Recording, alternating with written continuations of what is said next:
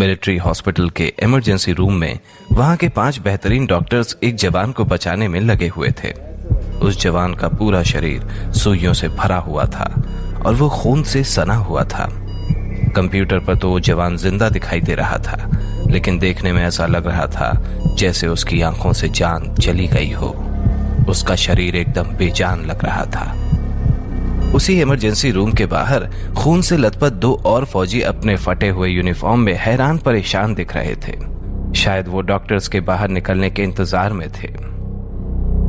जैसे जैसे ऑपरेशन का वक्त बीत रहा था, उन जवानों की हालत बद से बदतर हो रही थी।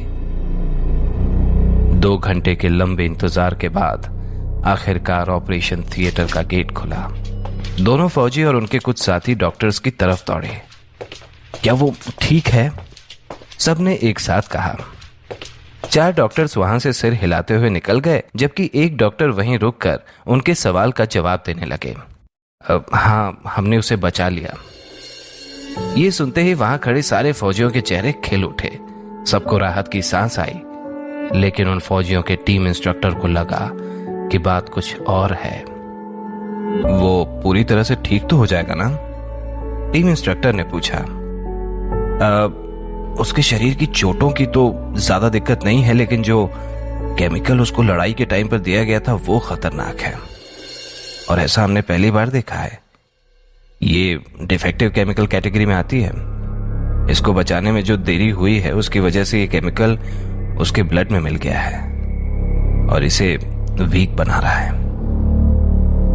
डॉक्टर की बात सुनकर दोनों फौजी सुन्न पड़ गए। वीक होने से आपका क्या मतलब है? क्या इसका असर उसकी ताकत और परफॉर्मेंस पर पड़ेगा? दरअसल केमिकल पूरे शरीर में फैल गया है। अभी यह कहना मुश्किल है कि इस केमिकल का उसके शरीर पर क्या असर होगा, लेकिन इसका असर घातक भी हो सकता है। इसके साथ जो हुआ उसके लिए मुझे बहुत दुख है। देश के ऐसे जांबाज के साथ इस तरह की घटना होना वाकई हैरान करता है, डॉक्टर ने निराश होकर कहा। डॉक्टर की बात सुनकर दोनों फौजी और उनके साथी शॉक्ड थे। दोनों फौजियों के चेहरे पर 12 बजे हुए थे। तभी एक फौजी ने अपना आपा खो दिया और जोर से दीवार पर अपना हाथ दे मारा। कुछ ही पल में उसके दस्ताने से खून की बूंदें जमीन पर टपकने लगीं। सब मेरी गलती है। शिट! कबीर ने मुझसे कहा था, यह सब मेरी गलती है। वो अपनी बात कंप्लीट कर पाता कि उससे पहले ही टीम इंस्ट्रक्टर ने उसका कॉलर पकड़ लिया और उससे कहा, मैंने तुम्हें ये कितनी बार कहा है कि कबीर की ऑर्डर बिना सवाल किए मान लिया करो। और यह ऑपरेशन कोई आम ऑपरेशन नहीं था।